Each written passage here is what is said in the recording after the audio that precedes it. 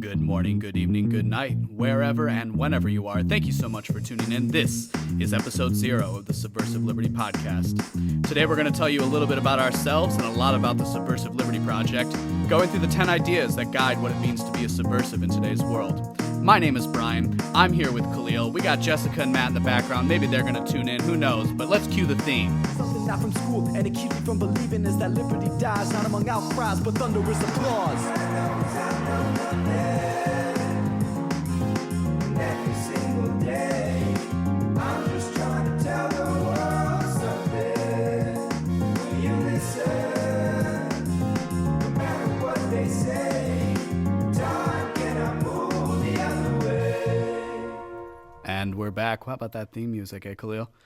Loved it. Great job, Brian, creating that. Yeah, that's actually one of my songs. We can talk about that some other time, but that's not what's important. What is important is, of course, liberty, as always. Am I right, Khalil? Absolutely. That's why we're here. So once again, my name is Brian Thornton Jr. on all forms of social media. You got your Insta, your Twitter, your Facebook, all of that. Khalil doesn't have a Twitter right now, but Khalil, how can people find you on Facebook? Search me, Khalil Kopis. I will be making a Twitter shortly. Don't go searching for my Twitter name right now, but... Need to do a little bit of editing and purging of some maybe ill-conceived notions. Yeah, they're just earlier in my development of libertarianism. That's okay. We all have those out there. Most of us are just smart enough to purge them before they create a podcast. No big deal, though. So Khalil, why don't you tell everybody a little bit about yourself, and then I'll do the same, and we'll kind of just move on from there. Absolutely. I'm a student at the University of Wisconsin-Madison studying political science and legal studies. I've been involved with Young Americans for Liberty, Students for Liberty, as well as the Leadership Institute. Like I said, you can find me on social media. Feel free to add me. Feel free to follow me on Twitter once I get that Twitter. So tell us about yourself, Brian. Well, what's to say, really? I go to Aurora University in Aurora, Illinois, of all places. It's my hometown. That's where I grew up. Went to high school and went to high school in there. Went to school in Florida for a little bit. I study philosophy. Philosophy, you'll notice, is going to be a big trend about this show. There's plenty of shows about politics. There's plenty of shows dealing with current events. We're going to do all of that, but we're also going to try and put it through a more philosophical lens. So understanding political philosophy rather than political science and trying to convince people of things. We're just going to talk about things and talk through them. I've been in the liberty movement for about 4 years. Since 2012 is kind of when I was introduced to it. I was a college Republican at the time. It didn't take me very long after the loss of Romney to kind of question who I was and what I believed in the world, and that led me to these ideas of liberty, these ideas of freedom, and it's something that I've continued to develop over the years. I've been affiliated with a couple of different student organizations, but not in any official capacity, certainly not to the extent that you have, Khalil. But I am a guy with ideas, and if you know me, I've been wanting to start a podcast like this for some time now. So I'm really excited that I got somebody to do it with. We've got a bunch of other people working with us on the project, but at least for now, we're going to be doing, it's going to be Khalil and myself doing this episode. And today what we're going to do is go through about 10 guideposts that I wrote dealing with what it means to be a subversive, what it means to be part of subversive liberty, and kind of some guiding ideas about how we're going to go about talking not only about the principles of liberty and the principles of a free society, but also just in general. And these are also, these can also be translated to just your everyday life. And so, without further ado, I think we should just kind of get into it. Khalil, why don't you go ahead and take the first 3? So the first of these 10 tenets are never cede moral supremacy to collective schools of thought. Basically, this means that do not give credit to ideologies where credit is not due, specifically the progressive ideologies that like to believe that they're the humanitarians, that they're the ones that are after equality. Do not give them credit for what they are. And we know, and we'll get into this in this project, of who they actually are, the authoritarians, the people that want to restrict liberty. For example, we can even dive into Bernie Sanders, his views on redistribution, his views on equality, and how socialism, the magic wand of government, will be able to solve all that. That is not how it is. That is not how you do it. And we will be, of course, diving in. Brian will be touching, and myself will be touching, of course, very, very specifically on the philosophical issues with that. No, absolutely. I think for this one, for me, it was, within the narrative, socialists and progressives often label themselves as more compassionate than perhaps a capitalist or a libertarian would be portrayed. We have this notion of the bleeding heart liberal, and then there's also the idea if you're not a liberal when you're 20, you're cold-hearted. If you're not a conservative when you're 40, you're stupid, right? That's how it goes. Well, they're both wrong. The answer is, of course, liberalism understood properly, or what we call libertarianism today. they're not more compassionate for wielding the gun of government. And really, that's what we're going to talk about a lot here. That anything through government is through the idea of force. That is the only way through in which government can operate ultimately in things. And so one of the first things you can do to start combating this is the second rule, which is to cast doubt and withhold assent. The world has never been black or white, and it hasn't even been gray. It's been both, neither, and everything, a rainbow, ultraviolet, and absence. This is actually very personal to my philosophy. I tend to find myself falling on more skeptical roots when it comes to the ultimate origin of knowledge and things like that. But when it comes to political philosophy, there definitely needs to be some sorts of decision made, and that's what drew me to the libertarian movement, was that the idea of a civil spontaneous society, spontaneous order, is that by allowing humans to operate peacefully, we will create institutions and different ideas and ways of handling the problems of society. There's this idea within skepticism and philosophy that's orthodoxy, which is the whole withholding of assent, or the ultimate assent. Personally, I'm not really trying to convert people with this show, and I'm not even trying to convince you. What I really want to do is provide you with a different methodology, one which I think answers a lot more questions and answers questions a lot easier than some of the other ways that people look at things. If you notice in the theme song, it's really a quote from Socrates, that he's famous for having said, the one thing, or really Plato through Socrates, but the one thing that I know is that I know nothing. Well, that's not a complete understanding, right? If you've taken a philosophy course, you maybe have come across this, and it says, it's not the one thing that I know is that I know nothing. It's not the one thing that I know is I know nothing. It is that the one thing I know is that I know nothing, not even that I don't know anything. Which is to say that, maybe ultimate truth and knowledge are kind of beyond us. And yeah, absolutely. So the biggest point that I have to say about the second tenet of subversive liberty is that we want to get out and we want to show you philosophically this false dichotomy that we are currently living in under right or left. And you can see in this past election, it was either you were a leftist or you were a rightist. Which one were you? And there's much more to politics and philosophy than just if you're right or left. There's a lot more dimensions that we at Subversive Liberty are going to be bringing in. Skepticism is also another thing that Brian brought up, and specifically skepticism in the media.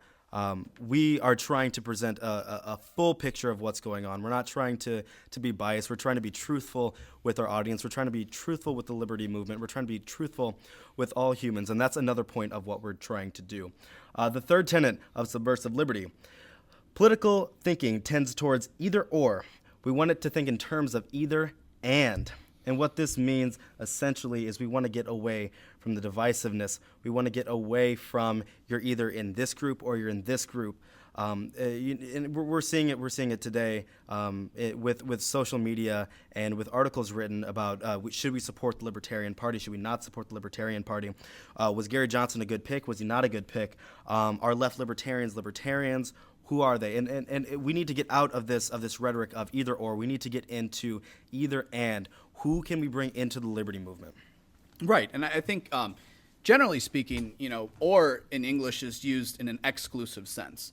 But I learned this in a logic course I took a while ago, that that or also has an inclusive meaning. And this is where I get the idea of either or, either and. So it's either one or the other, or it's either one and possibly the other. So it can be both or neither. And really, the reason why I bring this up, the reason why it's one of the guiding posts and so forth, is a lot of times both sides, or any given side of an argument has valid points to raise.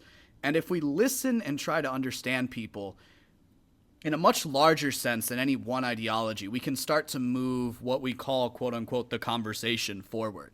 That is to say, there's more to it than just being right. Sometimes it's also understanding that somebody has a different opinion than you, and it's very easy to just kind of move into that. And if you remove this either or, which goes into the next idea, that the political process necessarily corrupts the ideas it takes up, and so we want to remove political calculation as a primary motive. Ultimately, the liberal philosophy, the libertarian philosophy, as most people would understand it, is one that is beyond politics.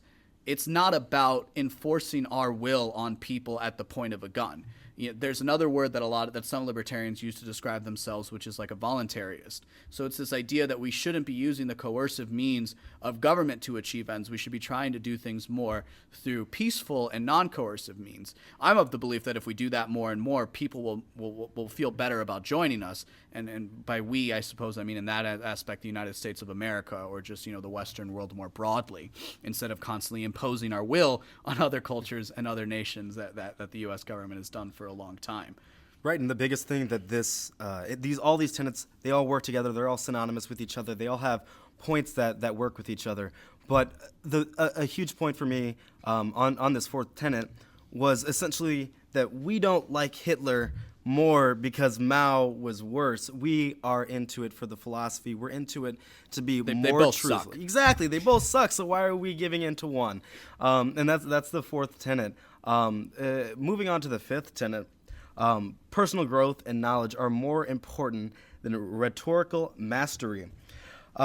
Basically, this is realizing that your level of knowledge and the level that you're at came through constant learning, came through constant growth. You didn't learn one thing from Anatomy of the State and then just stop there and then start, making all your political views based on one thing that Murray Rothbard said. You continued to think about it. You continued to grow. You continued to learn more. You read Cato. You read Mises. You read books. You read articles. You read a whole host of things that made you where you're at in your own personal philosophy.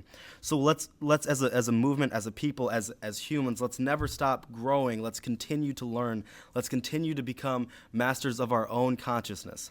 And the important thing of this is, not everyone's going to be a famous speaker, a famous author, but what you can be is somebody who learns. And for me, it's really important, and what I'd like to try and do is create a culture of self-learning. I'm that guy in the group of friends who always wants to talk about these ideas, and luckily I've been fortunate enough to meet a lot of people who enjoy it. Khalil being present company obviously included in that statement. And I don't think there's anything wrong with that. I wrote in a piece that I did recently for Midtown Miami Magazine, and you can check that out at the blog. It was, men used to gather in bars and talk about the future of the world, and we've lost that in a lot of ways. Instead, we go on Facebook and bitch at each other. And frankly, I don't know that that's going to be the future. We're still learning how to use technology. We're still learning how social media operates. I think eventually we're going to figure out ways to self-regulate. That's how markets work. Absolutely. Frankly, we can figure these things out. But that's going to be part of what we do here, is kind of learning how to talk about things. And you don't have to be perfect. But the more you learn, the more you focus on yourself, the better suited you will be to help others realize things in the future. And I know that's something that I love about, the more I learn is the more I can teach people. And when somebody wants to be taught, it's even better. And if somebody doesn't want to be taught and we have a debate, well, that's great too, because at least then I don't lose my cool. I don't get frustrated or flabbergasted. And so people recognize that as well. And that all comes from what you know and how much you've read. And absolutely, the next thing that I continuing on this point, is that the best thing for humans to do is to get out of this matrix of caring about who won a Grammy, who won a Tony, who's going to be starting for the Green Bay Packers.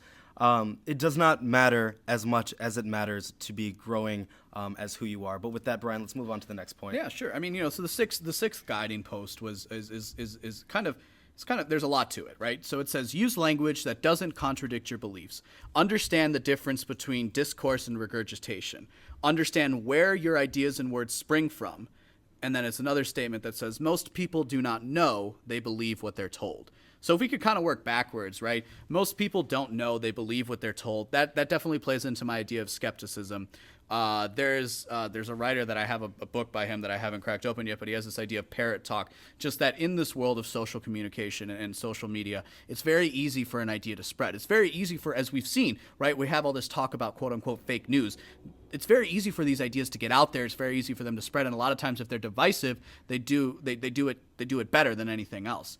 So my point there is, don't be somebody who just believes what they're told. Make sure that you know what you're talking about. And that comes from, again, creating a culture of self-learning, making sure you're reading about things, understanding where your language comes from, where your ideas come from.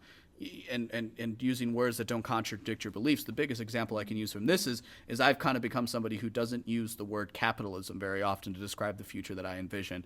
The reason being that capitalism was a term coined by Marx to refer to specific kinds of people that he saw, because I think it was like, it was an actual word in German or whatever it was written, whatever the Communist Manifesto was originally written in, to describe a specific type of French businessman that he came across in his travels and so on and so forth. So, just think about this for a second. The entire system, the entire Western world, the system that has brought about the most wealth, the biggest increase in human utility and human freedom and happiness that has ever been envisioned on this earth, the word we use to describe it comes from a man who stood against it, who wanted to usurp it, who wanted to undermine it, to quite frankly, subvert it.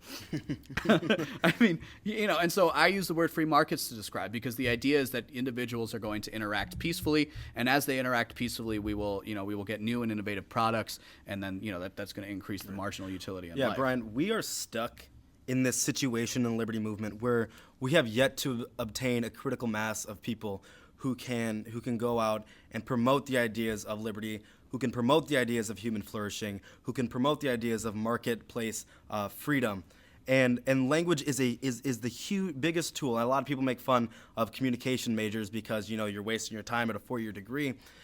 With a 4-year degree, that's not going to make much, but these communication majors are learning how to effectively communicate. I know Rosenberg wrote a book, Nonviolent Communication. I recommend everybody in the liberty movement, or every person, honestly, check it out.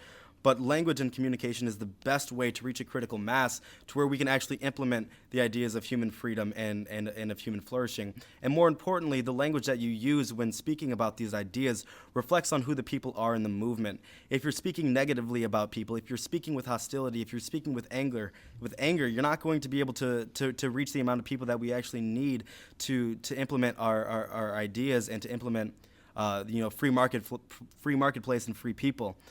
So again, think about who you are. You as a liberty-minded person, as a liberty-friendly person, are representing the rest of the people in the liberty movement. Yeah, I mean, that's a very existentialist idea that you're talking about, right? And even Kant has something about this universalism. John Paul Sartre talks about it in Existentialism is a Humanism, is this whole idea that the decisions you make are also the decisions for humanity. And while, I may have some issues with existentialism here and there, and I probably have a lot more issues with Kant, I suppose, but I really think there's something to that. You are just as much a messenger in whatever aspect you go for. I can't tell you how many times I've had somebody say, "Oh, well, you're so nice. How are you a libertarian? How is it that you believe these things?" Because there can be rudeness, and obviously this kind of comes back to, if you know where you're. This is the idea of like discourse and regurgitation. If you're just regurgitating something, you're just repeating what you've heard.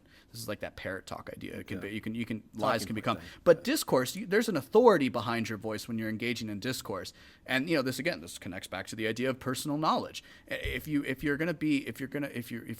more discursive, if you engage in discourse instead of regurgitation, you're gonna make for a better conversation, and you're gonna have more fun, and you're gonna enjoy people more, because once you start to look at people as humans, which just comes up in the ninth guidepost, once you start looking at people more as humans, it changes things. This isn't about enemies. This is about a conversation.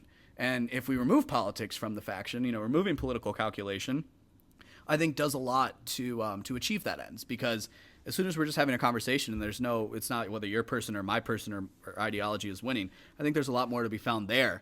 And frankly, that's what I've discovered more in just talking to people of other ideologies. And hopefully you guys are listening to this show. Hopefully you enjoy it. Hopefully you want to come on and talk to me about these things, because I would love. There's nothing more that I would love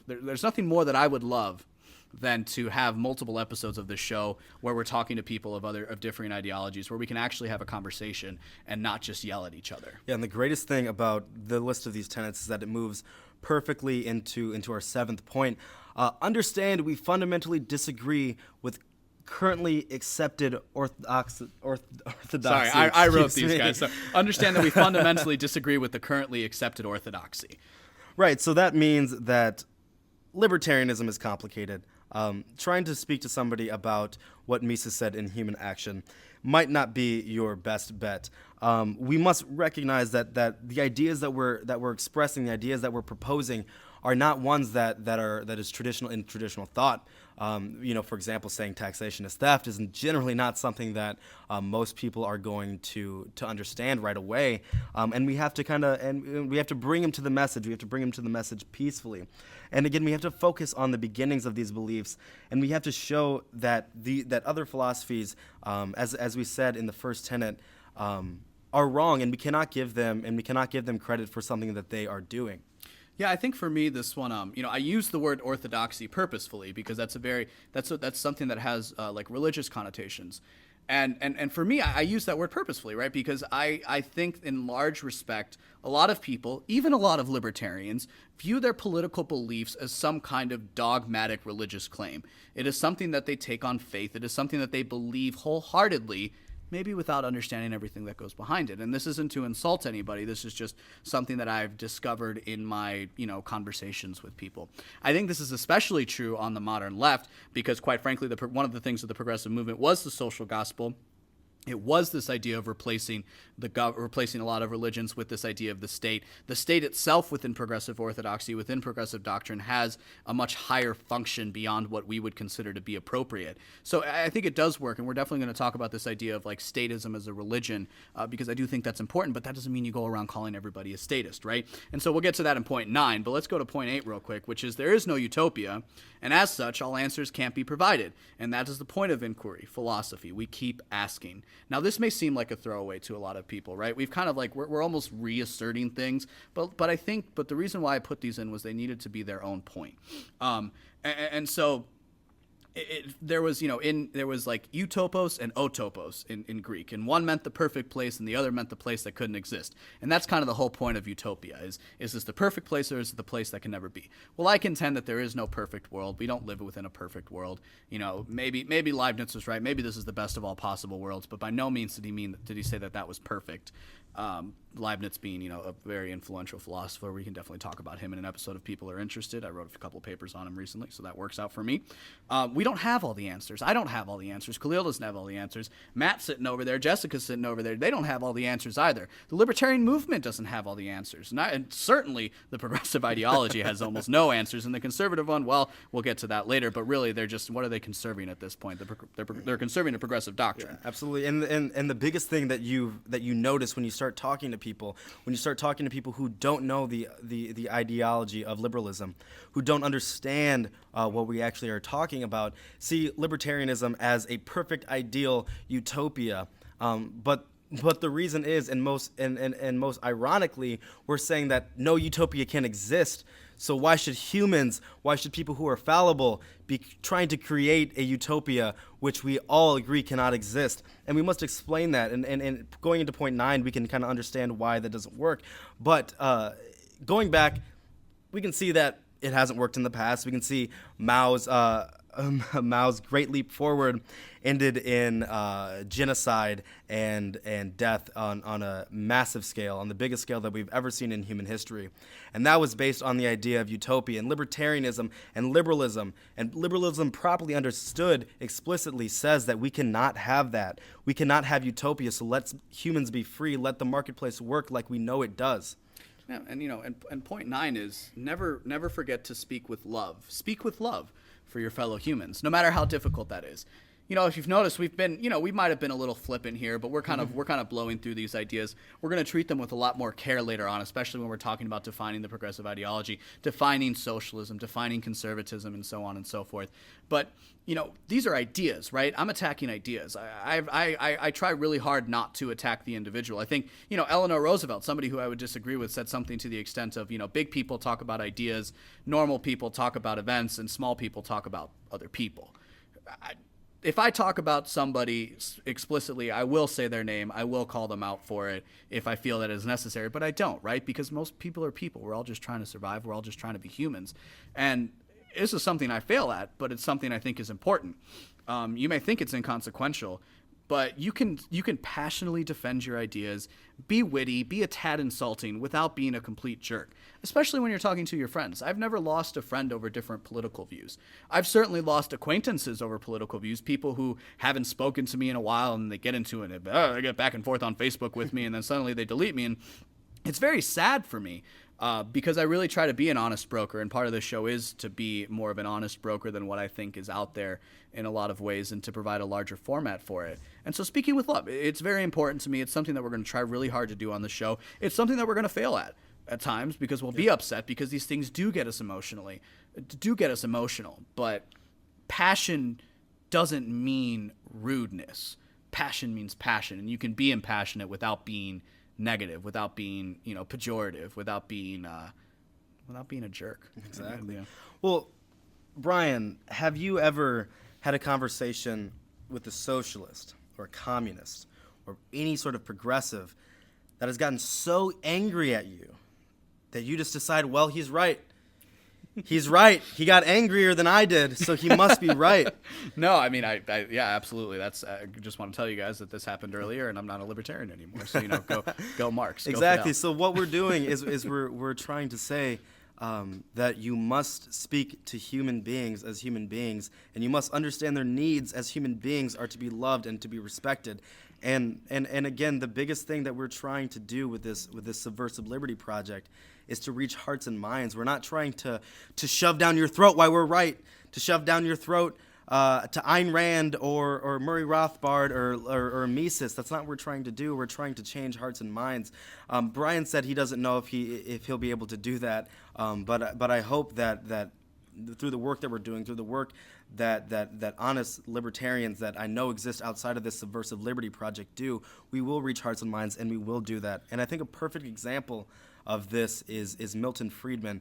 When he was speaking about economics, he did not speak with hate and disdain toward. Well, he certainly hated the progressive and Keynesian ideology. To be fair, he was a little flippant sometimes with like the Rothbardians and with the Randites. Right. But they were also flippant with him. And if we can be honest, I think like libertarians, we do have some sort of a reputation of being rude, of being jerks at times. Deserve it or undeserve it. Well, yeah, I think it comes with some sort of way that we see ourselves. We've brought ourselves to this message, and it's taken, it's toiled us. It's been hard for us. We've had to read books. We've had to be antisocial at some points. That's the truth. but we've came to this message, and we need to realize that not everybody's going to come to the message like you did, and we must.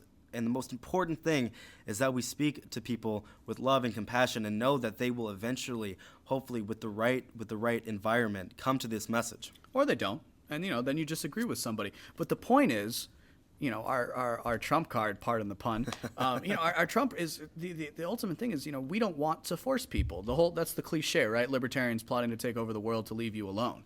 And speaking about libertarian, we've been using some words interchangeably here: libertarian, voluntarist. But there's more. There's an even more important one, and that's the 10th guidepost, which is, while we may use libertarian for ease of definition, free markets, private property, and civil spontaneous society is the liberal ideology, and we want the word back. I think that's fairly self-explanatory if you're within the movement at all. If you're an honest broker, you understand that the term liberal post-World War II, thanks to the progressives and people like FDR, was bastardized. It was completely bereft of its original meaning. The entire idea of what a liberal is today is incorrect. Liberalism is supposed to be about freedom, individual freedom. It's supposed to be about private property. For God's sake, the Mises biography is the last night of liberalism, and that's what he was. We're going to talk about that a lot here, because I do think that there is a large segment of specifically the American population that is largely liberal, and that encompasses Democrats and Republicans and progressives and conservatives and so on and so forth, which is why we want to make this change. And frankly, we're talking about liberalism understood properly. We've talked about like some guideposts and so on and so forth, but we haven't really talked about why subversive. Like why are we using this word subversive as an adjective to our liberty? And it's because I think we live in interesting times, and I think that's a statement that becomes truer the more often it is said. The world today seems ripe for upheaval, and dare we say it, revolution. And I do say that word lightly but seriously, because if you look at things, I think there is a divide within our country, and there is certainly a divide within the larger world. And now it remains to be seen how these things will, or better put, should play out. But it was this kind of thinking that led us calling this project, this new venture that we have, Subversive Liberty. See, to subvert is to undermine the authority and power. And the principles that have been championed by the liberal tradition in the past, of and pertaining to freedom and liberty for the individual, are lost in a world wrought with post-Marxian constructs, progressive government policies, and Keynesian economics. And while freedom is intuitive and often understood as common sense, right? You know, the famous book by Thomas Paine, the loss of philosophical thinking and a rise in what I'm going to call political calculation means that to speak of freedom, real human freedom, is to subvert the very system that so many of those in power have longed for, striven towards, and succeeded in obtaining. Now here at Subversive Liberty, it is those people that we undermine, it is them that we stand against, and it is liberty that we hope to see held as the first principle for humanity once again.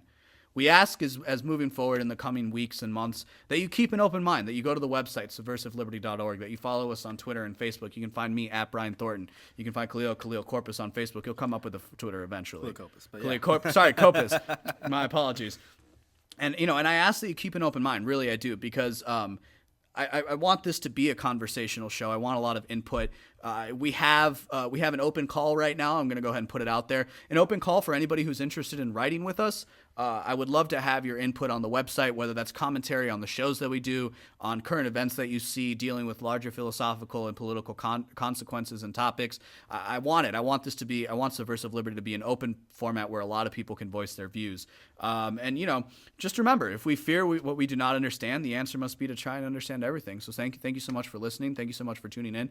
We'll be back with another episode soon enough. We're hoping to do weekly episodes. If you're actually getting this episode in the beginning, this is going to be a trial. So we're going to be sending this out to some of our close family and friends, and we'll eventually probably release it to the public as well, because I think this one turned out well. So thank you so much for listening to this. I appreciate your feedback in all aspects. So thank you. Take care.